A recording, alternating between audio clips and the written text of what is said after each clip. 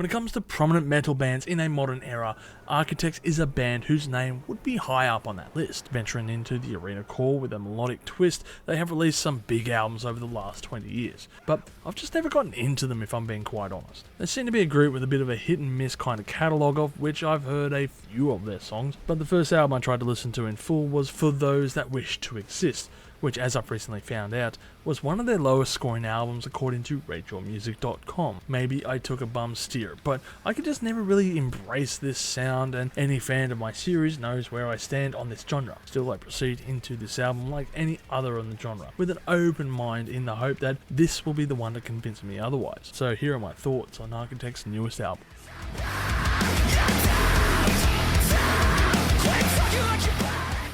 From the opening, we should know what to expect. The scale and grandeur is up in the air with that big hitting opener Elegy, and contains big riffs and quiet sections that are sure to get the pit going. It's quite the epic opener, made all the better by Sam's impressive as always. Whiplash is also an amazing tune that really goes hard for the majority of that song, but I will mention this tune again later. Also, Black Hole follows suit and really shows us that the first 3 tracks off this album are high adrenaline fueled metalcore blasters. One of my favourite tracks off this record has to be Judgment Day, and I was curious why this one just hits the right chords until it dawned on me really.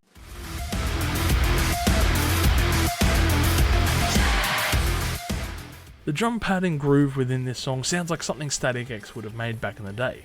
This is the closest to that evil disco sound I've heard from any band in existence, and it's thanks to that nice chugging riff powered by the drums of course that we get this sound. It's interesting to hear a different vocal style on top of this piece with Amira El Faki performing alongside Sam Carter, and it's pretty damn catchy. Then on the other hand, you get these clean poppy sounding tunes such as Everything Ends, which really underhands the entire experience and feels like Linkin Park light. The entire time I played that song, all I can think of was the ending of the Transformers movie. Also, the album's closing track, Chandelier, is the most subpar sounding epic ballad I've heard in an ocean filled with otherwise not so noteworthy similar sounding polished turds. The level of production on here is thick and really takes away from this tune, and I feel that if it was performed live, it would be a shadow of itself. So onto the flaws that I found with this record, and the first thing that I noticed upon my initial playthrough was just how encompassing this record feels. You see, it's like the band were trying their hands at all kinds of elements and incorporating it into their style, which is commendable, but it also feels like it lacks any real focus. You could be listening to some brutally heavy piece with whiplash inducing headbanging, and then the next track is some kind of electronic sounding tune that is about as close to a pop song for this group. Then you have other pieces, which then conclude with a soundbite from Gordon Ramsay, like it's trying its hardest to be a meme, which it isn't really necessary, no. But it's for the lols. I'm really glad that exists so as to undermine that entire track's existence. The second thing I noticed is just how hit and miss this album feels, almost like certain songs got more attention than others, at least the ones that could be radio friendly, and it feels very disjointed when going for a full playthrough. The last item is just how vastly different the mood swings are between certain songs, as if the band had chosen to write a clean song but then felt the need to overcorrect themselves on the next track. It just doesn't feel right.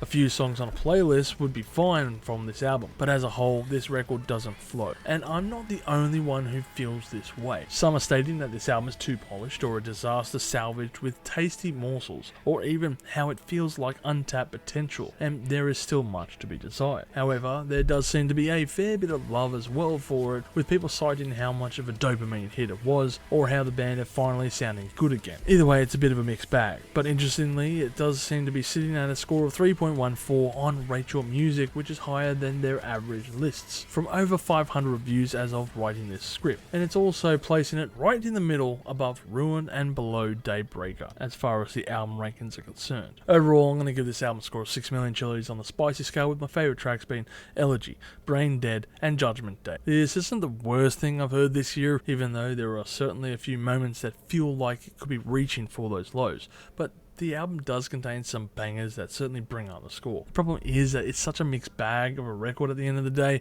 with tracks that really want to make you skip certain parts, that it really does feel quite off-putting. Maybe this is just singles that are better suited to be ended up on playlists. Anyway, go forth and listen to this album for yourself, make up your own decision, and tell me what you think of the album, as well as letting us know what is your favourite tracks in the comment section below. As always, you have a great day, stay spicy out there, people. If you've enjoyed this content, make sure to smash that like button, subscribe to us, and stay notified for future music related content, because it keeps our manager happy at the end of the day. We are also on Discord, Instagram, Facebook, and all those other social platforms if you want to check us out. As always, people, you have a great day and stay spicy.